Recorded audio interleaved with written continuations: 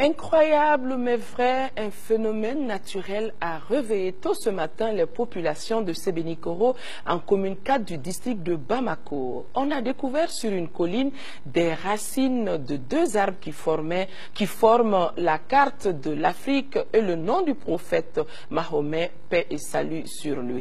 La nouvelle a vite fait le tour du quartier et drainé une foule nombreuse sur les lieux. Nos reporters Brahima Koulibaly et Brahima Traoré sont allés voir. Du beau monde sur cette colline, ça ne se voit pas tous les jours.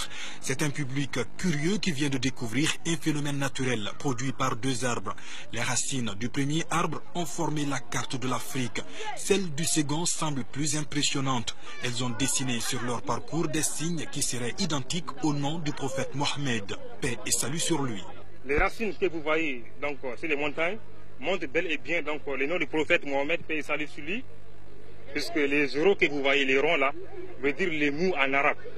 Et après, vous voyez cette flèche-là qui monte, qui descend un peu, et en façon zigzag, ça c'est les ha en arabe. Après les ha maintenant, on a une autre encore, donc les zéros encore au milieu, troisième rond, qui est les ma en arabe. Et après les ma encore, on a les deux flèches là, en bas, en dernière position. Ça c'est les dou en arabe. Donc mou, ha, ma, dou. Donc raison pour laquelle les gens ont vu donc cette image, bien sûr, donc on peut dire bel et bien que ces images-là montrent vraiment le nom du prophète Mohammed, paix et salut sur lui. Ces deux arbres diffuseraient-ils des messages? Pour l'instant, aucune interprétation scientifique ou divine ne l'explique clairement. L'imam et le chef de quartier de Sébenikoro, en commune 4 du district de Bamako, se disent également impressionnés par ce qu'ils viennent de voir. En attendant d'en savoir plus, les populations ont arraché toutes les feuilles. Regarde la hauteur. Combien d'enfants sont tombés ce matin devant vous-même? Alors ça représente un danger aussi. Donc si on pouvait sécuriser un peu, n'est-ce pas, le coin, alors ce serait une bonne chose.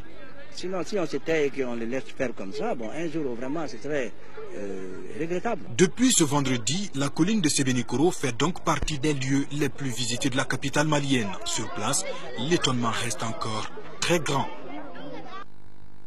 Espérons tout simplement que cette découverte portera bonheur à notre pays, surtout en cette période de crise. Mesdames et messieurs, voilà qui met fin définitivement à ce journal.